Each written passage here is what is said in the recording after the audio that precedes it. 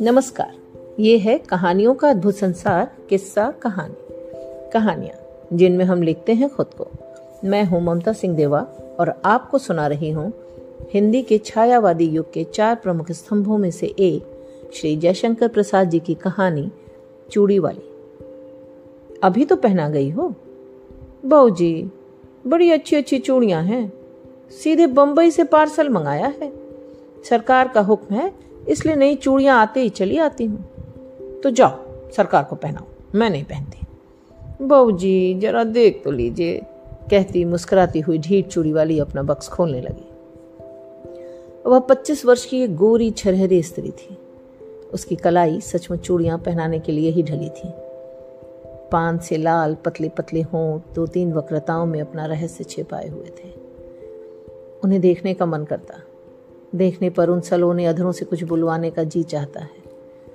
बोलने पर हंसाने की इच्छा होती और उसी हंसी में शैशव का लड़पन, यौवन की तरावट और प्रौढ़ किसी गंभीरता बिजली के समान लड़ जाती। बहू जी को उसकी हंसी बहुत बुरी लगती, पर जब पंजों में अच्छी चूड़ी चढ़ाकर संकट में फंसाकर वह हंसते हुए कहती, एक पान मिले बिना ये चूड़ी नहीं चढ़ती, तब बहू जी को क्रोध के साथ हंसी आ जाती और उसकी तरल हंसी की तरी लेने में तन्मय हो जाती। कुछ ही दिनों से यह चूड़ी वाली आने लगी है। कभी कभी बिना बुलाई चली आती और ऐसे ढंग फैलाती कि बिना सरकार के आए निपटारा न होता। यह बहू जी को असह्य हो जाता। आज उसको चूड़ी फंसाते देख बहू जी झल्ला कर बोली, आजकल दुकान पर ग्राहक कम आते हैं क्या? बहू जी आजकल खरीदने की धुन में हूं, बेचती हूं कम। इतना कहकर कई दर्जन चूड़ियां बाहर सजा दी। स्लीपरों के शब्द सुनाई पड़े। बहू जी ने कपड़े संभाले, पर वह ढीठ चूड़ी वाली बालिकाओं के समान सिर टेढ़ा करके यह जर्मनी की है, यह फ्रांसीसी है, यह जापानी है कहती जाती थी। सरकार पीछे खड़े मुस्कुरा रहे थे। क्या रोज नई चूड़ियां पहनाने के लिए इन्हें हुक्म मिला है? बहू जी ने गर्व से पूछा। सरकार ने कहा, पहनो तो क्या बुरा है? बुरा तो कुछ नहीं, चूड़ी चढ़ाते हुए कलाई दुखती होगी। चूड़ी वाले ने सिर नीचा किए कनखियों से देखते हुए कहा। एक लहर सी लाली आंखों की ओर से कपोलों को तर करते हुए दौड़ जाती थी। सरकार ने देखा, एक लालसा भरी युवती व्यंग कर रही है। हृदय में हलचल मच गई। घबरा कर बोले, ऐसा है तो न पहने, भगवान करे रोज पहने। चूड़ी वाली आशीर्वाद देने के गंभीर मुद्रा में प्रौढ़ा के समान बोली। अच्छा तुम अभी जाओ। सरकार और चूड़ी वाली दोनों की ओर देखते हुए बहू जी ने झुंझला कर कहा, तो क्या मैं लौट जाऊं? आप तो कहती थी ना कि सरकार को ही पहनाओ, तो जरा उनसे पहनने के लिए कह दीजिए। निकल मेरे यहां से, कहते हुए बहू जी की आंखें तिलमिला उठी। सरकार धीरे से निकल गए। अपराधी के समान सर नीचा किए चूड़ी वाली अपनी चूड़ियां बटोर कर उठी। हृदय की धड़कन में अपनी रहस्यपूर्ण निश्वास छोड़ती हुई चली गई। चूड़ी वाली का नाम था विलासिनी। वह नगर की एक प्रसिद्ध नर्तकी की कन्या थी। उसके रूप और संगीत कला की सुविख्याति थी। वैभव भी कम न था। विलास और प्रमोद का पर्याप्त संभार मिलने पर भी उसे संतोष न था। हृदय में कोई अभाव खटकता था। वास्तव में उसकी मनोवृत्ति उसके व्यवसाय के प्रतिकूल थी। कुलवधू बनने की अभिलाषा हृदय में और दाम्पत्य सुख का स्वर्गीय स्वप्न उसकी आंखों में समाया था। स्वच्छंद प्रणय का व्यापार रुचिकर हो गया, परंतु समाज उससे हिंस पशु के समान चंचक था। उससे आश्रय मिलना असंभव जानकर विलासिनी ने छल के द्वारा वही सुख लेना चाहा। यह उसकी सरल आवश्यकता थी, क्योंकि अपने व्यवसाय में उसका प्रेम क्रय करने के लिए बहुत से लोग आते थे, पर विलासिनी अपना हृदय खोलकर किसी से प्रेम न कर सकती थी। उन्हीं दिनों सरकार के रूप, यौवन और चारित्र्य ने उसे प्रलोभन दिया। नगर के समूह बाबू विजय कृष्ण की अपनी जमींदारी में बड़ी सुंदर अट्टालिका थी, वहीं रहते थे। उनके अनुचर और प्रजा उन्हें सरकार कहकर पुकारती थी। विलासिनी की आंखें विजय कृष्ण पर गड़ गईं। अपना चिर सज्जित मनोरथ पूर्ण करने के लिए वह कुछ दिनों के लिए चूड़ी वाली बन गई थी। सरकार चूड़ी वाली को जानते हुए भी अनजान बने रहे। अमीरी का एक कौतुक था, एक खिलवाड़ समझकर उसके आने जाने में बाधा न देते। विलासिनी के कलापूर्ण सौंदर्य ने जो कुछ प्रभाव उनके मन पर डाला था, उसके लिए उनके सुरुचिपूर्ण मन ने अच्छा बहाना खोज लिया था। वे सोचते, बहू जी का कुल वधू जनोचित सौंदर्य और वैभव की मर्यादा देखकर चूड़ी वाली स्वयं पराजय स्वीकार कर लेगी और अपना निष्फल प्रयत्न छोड़ देगी। तब तक यह एक अच्छा मनोविनोद चल रहा है। चूड़ी वाली अपने कौतूहलपूर्ण कौशल में सफल न हो सकी थी, परंतु बहू जी के आज के दुर्व्यवहार ने प्रतिक्रिया उत्पन्न कर दी और चोट खाकर उसने सरकार को घायल कर दिया। अब सरकार प्रकाश्य रूप से उसके यहाँ आने जाने लगे। विलास रजनी का प्रभात भी चूड़ी वाली के उपवन में कटता। कुल मर्यादा, लोक लाज और जमींदारी सब एक ओर और चूड़ी वाली अकेले। दलान में कुर्सियों पर सरकार और चूड़ी वाली बैठकर रात्रि जागरण का खेद मिटा रहे थे। पास ही अनार का वृक्ष था, उसमें फूल खिले थे। एक बहुत छोटी काली चिड़िया उन फूलों में चोंच डालकर मकरंद पान करती और कुछ केसर खाती, फिर हृदय विमोहक कलनाद करती हुई उड़ जाती। सरकार बड़ी देर से कौतुक देख रहे थे। बोले, इसे पकड़कर पालतू बनाया जाए तो कैसा? यह फूल सूंघी है, पिंजरे में जी नहीं सकती। उसे फूलों का प्रदेश ही जिला सकता है, स्वर्ण पिंजर नहीं। उसे खाने के लिए फूलों की केसर का चारा और पीने के लिए मकरंद मदिरा कौन जुटाएगा? पर इसकी सुंदर बोली संगीत कला की चरम सीमा है। वीणा में भी कोई कोई मीड़ ऐसी निकलती होगी। इसे अवश्य पकड़ना चाहिए, जिसमें बाधा नहीं, बंधन नहीं, जिसका सौंदर्य स्वच्छंद है। वह असाधारण प्राकृतिक कला का मूल्य क्या बंधन है? रुचि के द्वारा वह कलंकित भले ही हो जाए, पर पुरस्कृत नहीं हो सकती।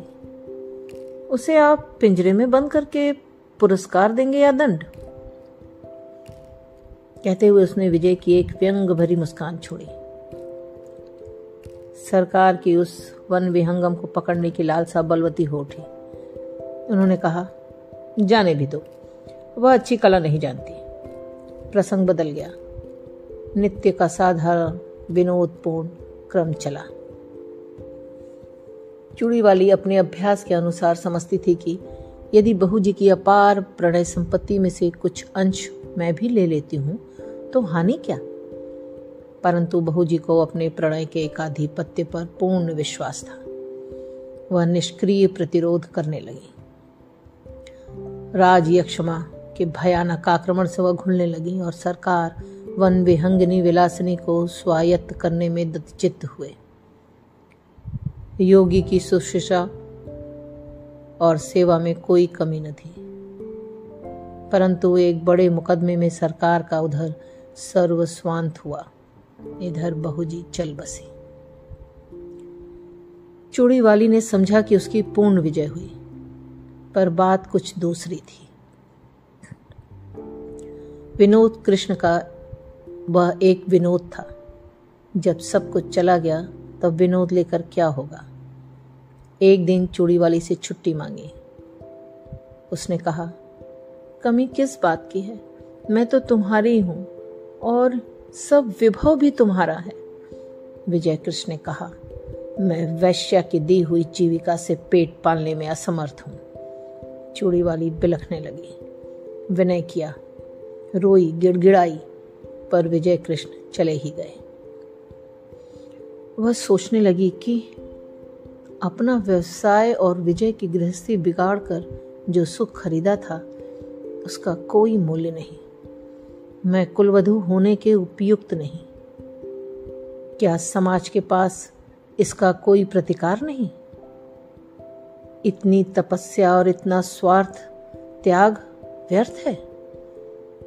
परंतु विलासिनी यह न जानती थी कि स्त्री और पुरुष संबंधी समस्त अंतिम निर्णय करने में समाज कितना ही उदार क्यों न हो, दोनों पक्षों को सर्वथा संतुष्ट नहीं कर सका और न कर सकने की आशा है।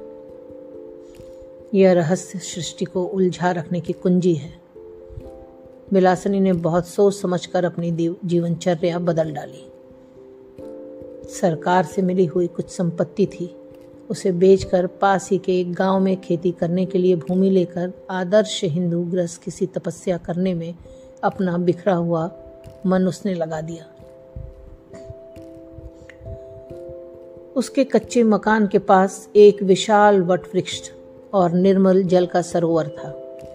वहीं बैठकर चूड़ीवाली ने पथिकों की सेवा करने का संकल्प लिया। थोड़े ही दिनों में अच्छी खेती होने लगी और अन्न से उसका घर भरा रहने लगा।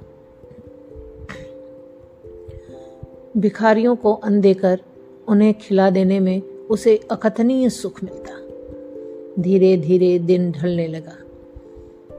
चूड़ीवाली को सहेली बनाने के लिए यौवन का तीसरा पहर करुणा और शांति को पकड़ लाया।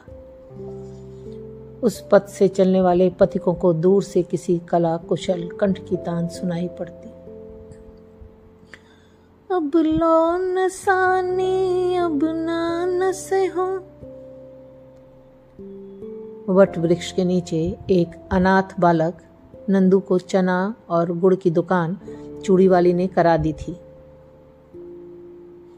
जिन पथिकों के पास पैसे न होते उनका मूल्य वह स्वयं देकर नंदू की दुकान में घाटा न होने देती और पथिक भी विश्राम किए बिना उस तालाब से न जाता। कुछ ही दिनों में चूड़ीवाली का तालाब विख्यात हो गया। संध्या हो चली थी। पखेरुओं का बसेरी की ओर लौटने का कोलाहल मचा और वट वृक्ष में चहल पहल हो गई। चूड़ीवाली चरनी के पास खड़ी बैलों को देख रही थी। दालान में दीपक जल रहा था। अंधकार उसके घर और मन में बरजोरी घुस रहा था।